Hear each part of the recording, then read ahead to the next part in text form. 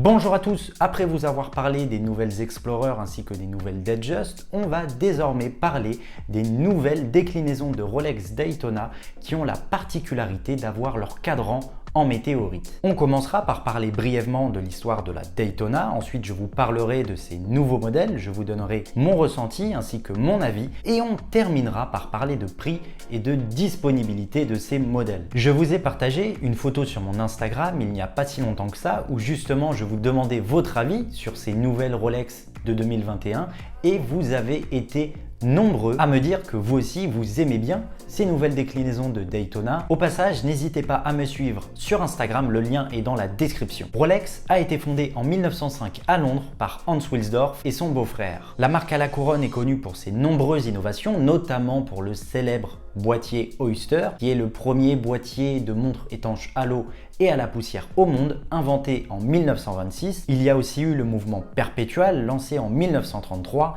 la Datejust en 1945, la Submariner en 1953, et j'en passe. Avant d'être une montre, Daytona était avant tout une plage. Une plage mythique, la plage de Daytona Beach, située en Floride, qui a fait les hauts lieux de la vitesse dans le monde. Elle est entrée dans l'histoire comme capitale mondiale de la vitesse. Pourquoi? Vous allez me dire, car justement, il se trouve que dès les années 1903 se déroulaient sur cette plage des courses automobiles et de nombreux records du monde de vitesse ont été battus au fil des années. Ce n'est pas moins de 80 records officiels qui y seront établis, dont 14 records de vitesse la plus élevée au monde. C'est ce qui a créé le mythe et c'est comme ça que la plage est devenue un haut lieu de la vitesse. Pour la petite anecdote, il y avait deux riches hommes d'affaires britanniques qui étaient amateurs de course et qui ont contribué à la conquête de la vitesse durant ces années. Ils commencent à s'affronter dans les années 1920 sur le circuit de Brockland en Angleterre qui est, pour information, l'un des premiers circuits automobiles du monde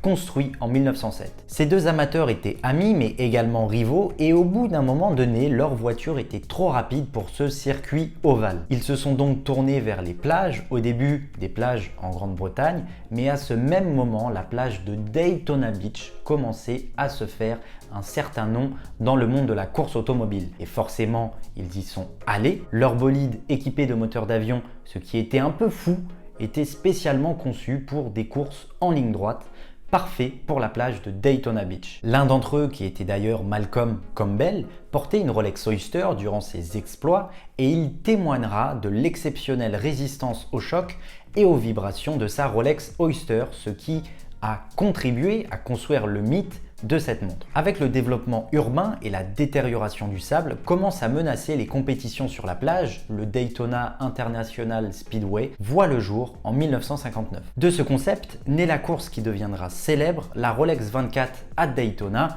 l'une des courses d'endurance les plus prestigieuses au monde avec les 24 heures du Mans. Rolex produit ses premiers chronographes munis de compteurs dès 1933, dont le premier chronographe Oyster en 1939. Le cosmographe Daytona est quant à lui présenté en 1963. Il incarne le lien historique qui unit Rolex au monde de la course automobile. 58 ans plus tard, en 2021, Rolex a présenté des nouvelles déclinaisons de Datejust, d'Explorer ainsi que 3 nouvelles déclinaisons de Cosmographe Daytona qui ont la particularité d'avoir leur cadran en météorite. La première est en or gris, disponible sur bracelet Oyster Flex ou sur bracelet Oyster. La seconde est en or jaune, disponible sur Oyster Flex ou sur bracelet Oyster également. Et la dernière est en or rose, elle aussi disponible sur bracelet Oyster Flex ou sur bracelet Oyster. Pour avoir vu celle en or gris sur bracelet Oyster Flex ainsi que celle en or rose sur bracelet Oyster, ce que je peux vous dire, c'est que ces montres ont beaucoup de charme et elles ont quelque chose en plus. De toutes les Rolex modernes, j'avoue que mes deux modèles préférés sont la Datejust cadran vert palmier ainsi que la Daytona sur Oyster Flex cadran météorite qui, je trouve,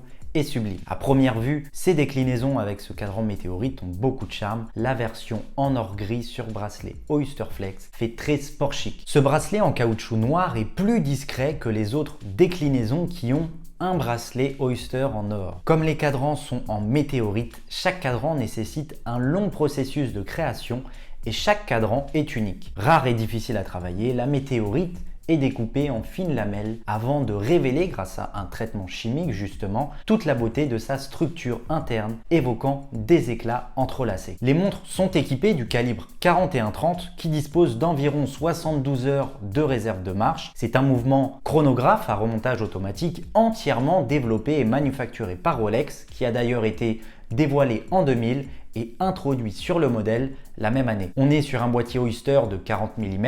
Au poignet, ça fait ni trop gros ni trop petit, je trouve. On est aussi sur une carrure monobloc, fond et couronne vissée. La montre est étanche à 100 mètres de profondeur. Elle dispose aussi d'un fermoir de sécurité Oyster Lock à boucle déployante avec rallonge de confort EasyLink de 5 mm, ce qui est très pratique pour l'été. Les modèles sont certifiés chronomètre superlatif. Les montres Rolex sont des montres automatiques extrêmement précises. On est à -2, +2 secondes par jour, ce qui est beaucoup plus précis que la grande majorité des autres montres mécaniques, ainsi que les différents tests admis lors du contrôle officiel suisse des chronomètres. Pour les avoir essayés, ces montres sont confortables à porter. Cependant, celle avec le bracelet Oyster en or est assez lourde au poignet, mais c'est normal car on est sur une montre tout en or. Niveau prix, pour la déclinaison en or jaune sur bracelet Oyster Flex, on est à 30 850 € et pour celle avec le bracelet Oyster en or jaune, on est à 38 650 €. Pour la déclinaison en or gris sur bracelet Oyster Flex, on est à 32 150 € et pour celle avec le bracelet Oyster en or gris,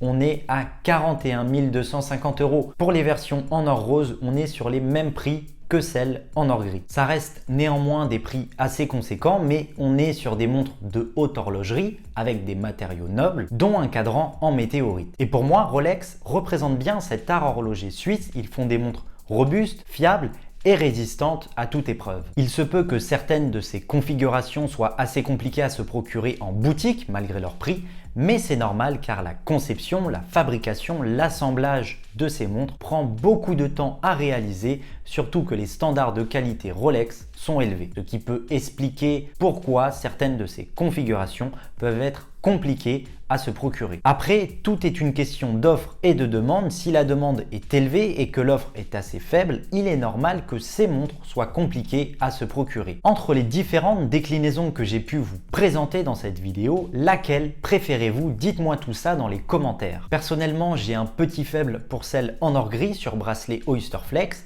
Et d'ailleurs, n'hésitez pas à cliquer sur l'une des vidéos qui s'affiche pour découvrir les nouvelles déclinaisons d'Explorer ou les nouvelles déclinaisons de Datejust.